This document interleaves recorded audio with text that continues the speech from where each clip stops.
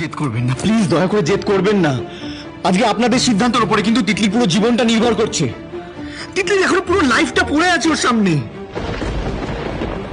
বাবা, ও বাবা, কাকাকে বোঝাও না একটু, আমার কোনো কথা বুঝতেই চাইছে না। তুমি বোঝাই বুঝবে, একটু বোঝাও না বাবা। তাছাড়া এতগুলো জিনিসপত্র, এই এতগুলো টাকা, এই ভারী পণ্যে তিতলির বিয়ে হচ্ছে না। তিতলির জীবনের দর কষাকষি হচ্ছে, সদা হচ্ছে। বাবা বোঝাও না বাবা, কেন বলতে চাইছো না, বোঝাও না একটু। কি বললে তুমি?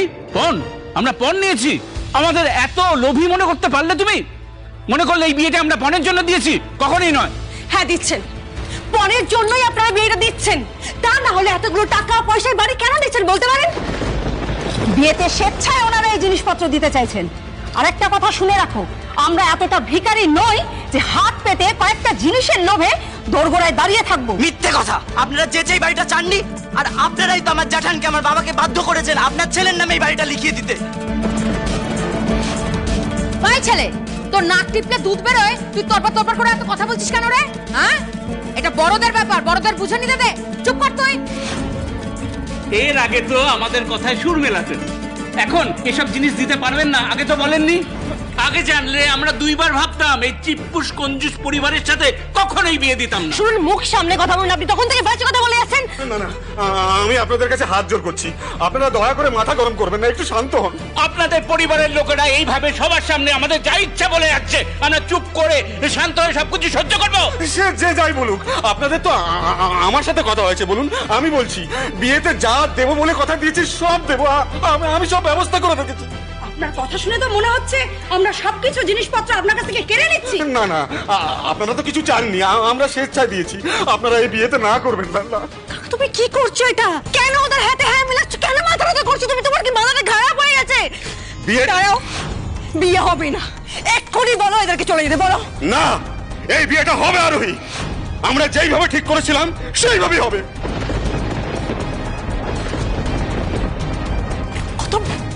বাবা এদিকে এসো। বাবা তুমি তো গুরুজন এই বাড়ির, আটকাও নেই বিয়েটা, আটকাও। বাবা তুমি কেন কথা শুনছো না? আটকাও নেই বিয়েটা। না, আজকে আমার বলা কিছু সাজে না। দেখ আরোহী, বাবা মা হিসেবে তিতলির জীবনে ওর ভালো হবে না মন্দ হবে সে সিদ্ধান্ত নেবার দায়িত্ব হচ্ছে সবচেয়ে আগে অনিমেষ আর মিতালি। আমি ওদের ইচ্ছার বিরুদ্ধে কিছু করতে পারবো না। তোর ওই পাপিষ্টা বোনের জন্য একটা পাত্রপক্ষ পাওয়া গেছে, এটাই তো যথেষ্ট রে আরোহী। হ্যাঁ, তুই কোন মুখ নিয়ে এই বিয়েতে বাগড়া দিচ্ছিস বলতো? শেষবারের মতন বলছি, আপনারা এই বিয়েতে রাজি আছেন? যদি রাজি না থাকেন তো ছেলেকে নিয়ে এক্ষুনি বেরিয়ে যাব। তবে মনে রাখবেন, আমরা চলে গেলেও বদনাম কিন্তু আপনাদের মেয়েরই হবে। তখন দ্বিতীয়বার বিয়ে দেওয়ার মতো পাত্রও খুঁজে পাবেন না।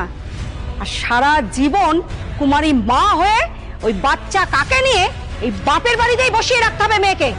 শুনুন, আমার বোনের ভবিষ্যৎ নিয়ে ভাবার জন্য আমরা এখানে আছি।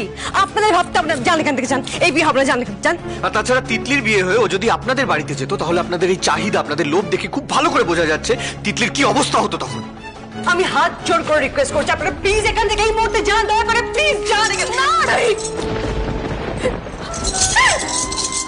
আমি আমার মেয়ের জীবনটা তোর কাছে ভিক্ষে চাইছি, তুই চলে যা, তুই চলে যা।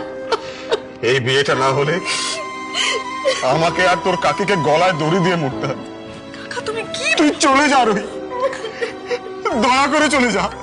অনেক অপমানিত হতে হয়েছে রে আমাদের, আর এই অপমান সহ্য করবার মতো সামর্থ্য বা ক্ষমতা কোনোটাই আমাদের নেই। Tata please. কোনো কথা শুনছে। আরে প্লিজ বোঝার চেষ্টা করুন, আপনি ভেঙে পড়বেন না। এই সময় আমাদের ভেঙে পড়লে চলবে না।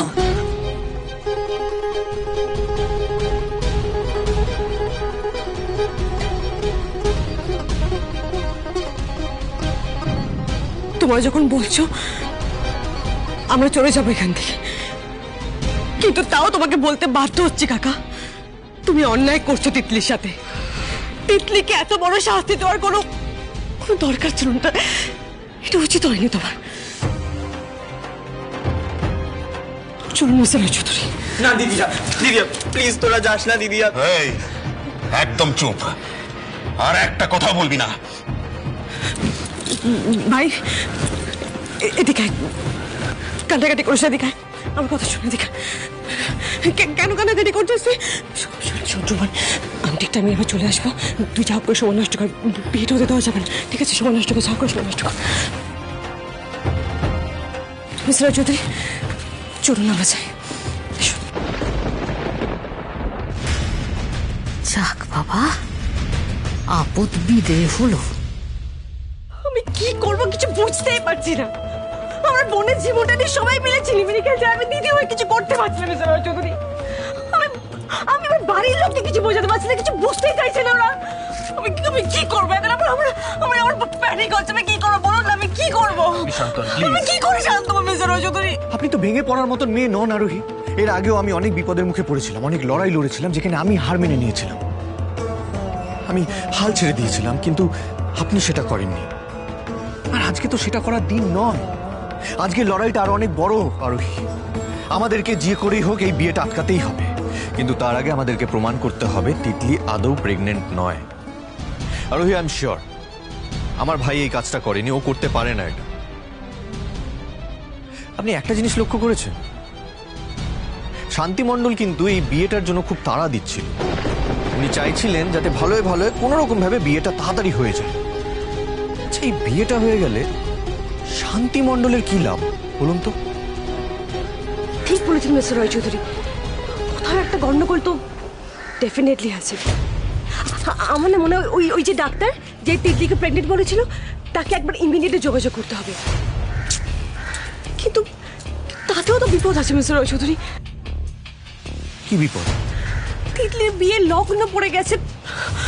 এখন যদি আমরা এই এই এই বরপক্ষকে দূর করি, তাহলে আমার বোনটা লগ্ন ভ্রষ্ট হয়ে যাবে, আর সমস্ত গ্রামের লোক আবার সেটা নিয়ে অশান্তি সৃষ্টি করবে, যেটা ঠিক ঠিক আমার বিয়ের সময় হয়েছিল। এই পরিস্থিতিকে এখন সামলাতে পারে শুধুমাত্র একজন।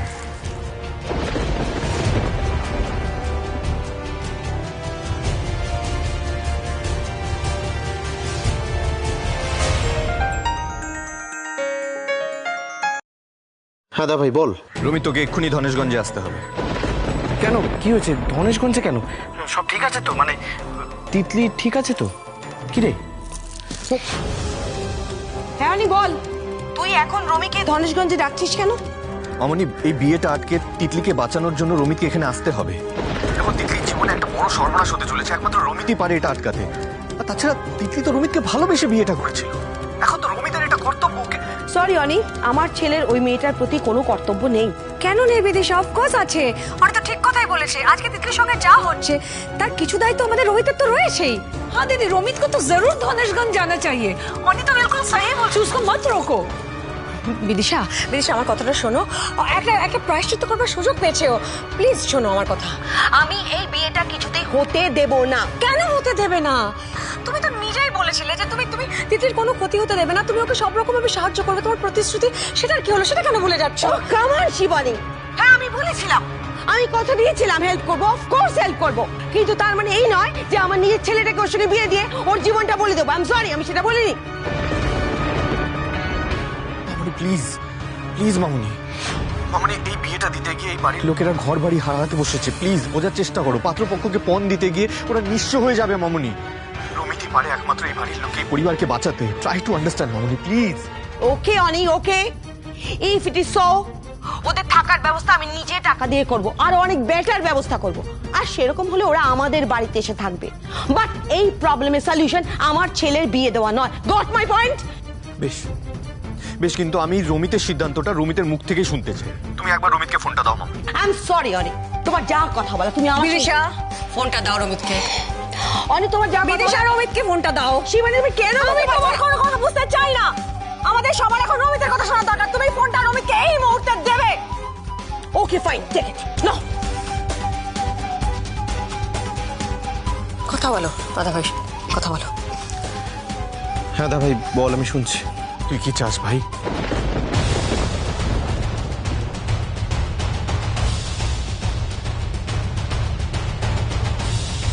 মম না চাইলে আমি কিছু করতে পারবো না দা ভাই। আমি ভেবেছিলাম তুই বদলে গেছিস ভাই, কিন্তু তুই আবারও আমায় ভুল প্রমাণ করে দিলি।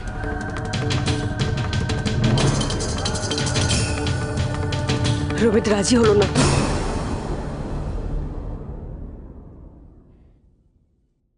রবি বেটা, তুমি এই ব্যাপারটা নিয়ে আর একদম মাথা ঘামাবে না। এই সমস্যাটা তোমার মম নিজে দেখে নেবে। হ্যাঁ, আর ফার্দার যদি অনি তোমাকে ফোন করে এই ব্যাপারে আবার বিরক্ত করে তাহলে তুমি আমাকে ফোনটা ধরিয়ে দেবে। ওকে? চল। খুব বড় একটা ভুল করছো বিদিশা। আমার তো মনে হয় না এত বড় পাপের বোঝা আমাদের রমিত সারাটা জীবন বইতে পারবে। ঈশ্বর একটা সুযোগ দিয়েছিলেন ভুলটাকে শুধরে নেওয়ার। আমি অনুরোধ করছি, প্লিজ ওকে শুধরে নিতে দাও। সরি শিবানী, আমি একটা বাইরের মেয়ের জন্য আমার নিজের সন্তানের জীবনটা বিসর্জন দিতে পারবো না। দিদি, ইতনা কুছ হোনে কে বাদ মে তুমি রমিতকে সাপোর্ট করছো? হ্যাঁ করছি, কারণ রমিত আমার সন্তান। গ্র্যান্স, তোমরা ঝগড়া করছো কেন? না না না না না আরু, বিট্টু, কেউ ঝগড়া করছে না এখানে। বড়রা সবাই কথা বলছে, তো বড়রা যখন কথা বলে তখন সেখানে বাচ্চাদের থাকতে নেই, তাই না? হ্যাঁ, তোমরা উপরে যাও। আমি বরং ওদের উপরে নিয়ে যাচ্ছি। হ্যাঁ, যা।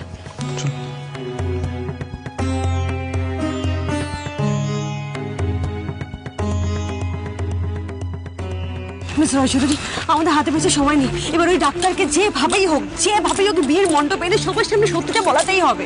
কিন্তু ওই ডাক্তারকে নিশ্চয়ই শান্তিমণ্ডল পয়সা খাইয়ে মিথ্যে কথা বলতে রাজি করিয়েছে। ও আমাদের কথা শুনে সত্যি কথা বলতে রাজি হবেই বা কেন? কান টানলেই মাথা আসবে। এবার আমাদের বুদ্ধি করে বাজি পাল্টে দিতে হবে।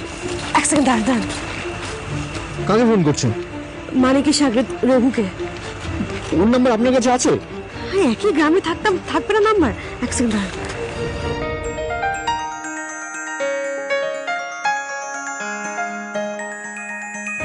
হ্যালো, হ্যালো, শান্তিকা কি বলছি? তুই শিগগিরই আরুইদের বাড়ির সামনে চলে আয়। কাকি, আমার গিয়ে কি কাজ? আর তুমি তো গেছোই। আমি গেলে ওরা আবার সন্দেহ করবে না? আরে দূর বাবা, এত প্রশ্ন করিস না তো, তাড়াতাড়ি বলছি চলে আয়। হ্যাঁ যাচ্ছি, কিন্তু এটা কার নাম্বার বলো তো? আর কার ফোন থেকে ফোন করছো তুমি? এত প্রশ্ন না করে তুই আসবি কিনা বল। রাখছি ফোন।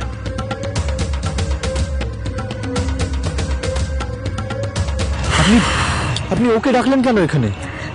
শুনুন, অন্য কথা ডাকলে না ও ভীষণ চালাক, ও সব বুঝে যাবে। আর তাছাড়া ও তো জানো যে শান্তিকাকে বিয়ের মণ্ডপে আছে। এবার ওকে দিয়ে ডাক্তারকে ফোন করাবো, ডাক্তারকে ডেকে পাঠাবো, তারপর সবার মাঝে হাটে হাড়ি ভাঙা হবে।